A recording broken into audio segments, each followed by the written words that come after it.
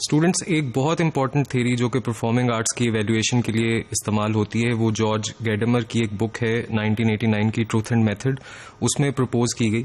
इस थ्योरी में जो बेसिक एम है वो स्पेक्टेटर है, उसी के ऊपर फोकस किया गया है और उसके एक परफॉर्मेंस के अंदर वो जिन चीज़ों से गुजरता है उनको बेसिकली हाईलाइट किया गया है। आप इसकी टर्मिनोलॉजी से बिल्कुल परेशान मत हो, हम इसको जितना सिंप्लीफाई कर सकते हैं हम इसको देखते हैं। इसमें जो फर्स्ट पोस्टुलेट है वो ये कहता है कि एक स्पेक्टेटर जो है उसकी प्रेजेंस होती है एक परफॉर्मेंस के वक्त, जिसका मतलब ये है कि जो कुछ वहां पे हो रहा है वो स्पेक्टेटर उसको रियल टाइम में एक्सपीरियंस करता है और वो जानता है कि वो किस चीज़ को एक्सपीरियंस कर रहा है। जो हम किसी भी परफॉर्मेंस को जब स्टेज के अलावा देखते हैं, उसको वीडियो पे देखते हैं, तो उस वक्त हमारी प्रेजेंस उस तरह से नहीं होती, लेकिन एक लाइव परफॉर्मेंस में जो व्यूअर है वो स्टेज परफॉर्मेंस को बिल्कुल रियल टाइम में एक्सपीरियंस करता है। इस वजह से वो प्रेजेंस का फैक्टर उसके एस्थेटिक एक्सपीरियंस में एक कंट्रीब्यूटर है।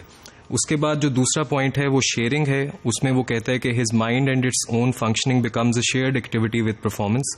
जाहिर बात है, एक स्पेक्टेटर जिस वक्त एक परफॉर्मेंस देखता है उसमें कैरेक्टर्स जिस तरह से ड्रामा के सीक्वेंस को प्ले करते हैं, उसमें एक आर्टिस्ट के जहन के साथ साथ जो स्पेक्टेटर है उसका जहन भी इन्वॉल्व होता है। वो भी उन सीक्वेंस को फॉलो करता है, उन स्टेप्स को फॉलो करता है। जो इंटरेक्शन वो देखता है उसमें वो रिफ्लेक्ट करता है और उसके साथ साथ उसके जहन की एनर्जीज भी इस्तेमाल होती हैं। अगर स्टेज पर एक इमोशनल सिचुएशन है, इमोशनली चार्ज सिचुएशन है, तो वो इमोशन का एक्सपीरियंस स्पेक्टेटर को भी होता है।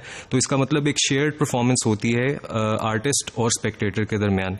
और शेयर्ड परफॉर्मेंस में आर्टिस्ट के जहन के डिफरेंट फंक्शंस और स्पेक्टेटर के जहन के डिफरेंट फंक्शंस एक तरह से सिंक्रोनाइज होते हैं। तीसरा पॉइंट सेल्फ फॉरगेटफुलनेस है। जो ऑथर है वो ये कहता है कि the condition where spectator is carried out by the performance. इसका मतलब ये है कि वो स्टेट जहां पे जो स्पेक्टेटर है वो उस परफॉर्मेंस की वजह से इतना एंगेज हो जाए कि उसका अपनी रोजमर्रा की जिंदगी से ध्यान हट जाए। ये हमने रस की थ्योरी में भी देखा था कि रस का एक्सपीरियंस उस वक्त क्रिएट किया जाता है या उस वक्त क्रिएट होता है जिस वक्त जो व्यूअर है वो अपनी रोजमर्रा की जिंदगी से कट ऑफ हो जाए, उसकी जो मेमोरीज हैं उसके एवरीडे एक्सपीरियंस कि वो थोड़ी देर के लिए शट डाउन हो जाए और वो फुली उस परफॉर्मेंस के अंदर एंगेज हो जाए। तो इस कंडीशन को बहुत इंपॉर्टेंट समझा जाता है। किसी भी परफॉर्मेंस की जो उसकी प्रॉपर एप्रिसिएशन है उसके लिए बहुत ज़रूरी है कि उसका ये एलिमेंट देखा जाए कि उसने ऑडियंस को किस हद तक इस स्टेट में मुंतकिल किया है जहां पे वो रोज़मर्रा की ज़िंदगी से कट ऑफ हो जाएं और उस परफॉर्मेंस का एक हिस्सा बन जाएं।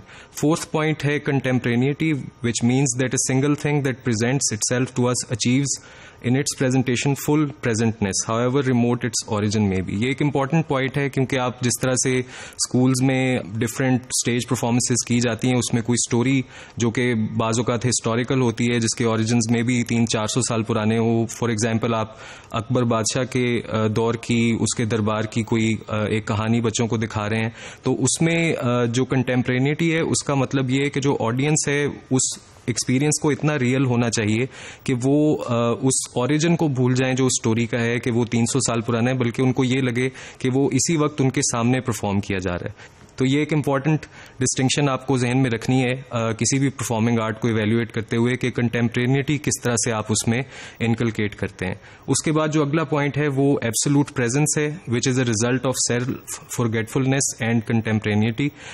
इसमें ये दोनों एस्पेक्ट्स कंबाइन होते हैं और उसकी वजह से एक एब्सोल्यूट प्रेजेंस जो है वो स्पेक्टेटर एक्सपीरियंस करता है कि वो फुली तौर पे उस परफॉर्मेंस में एंगेज्ड हो और उसके साथ शेयर्ड हो।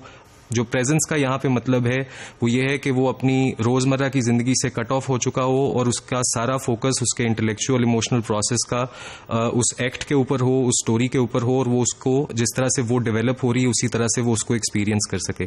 तो ये 5 पॉइंट्स इस थ्योरी में हमें इंपॉर्टेंट जहन में रखने हैं।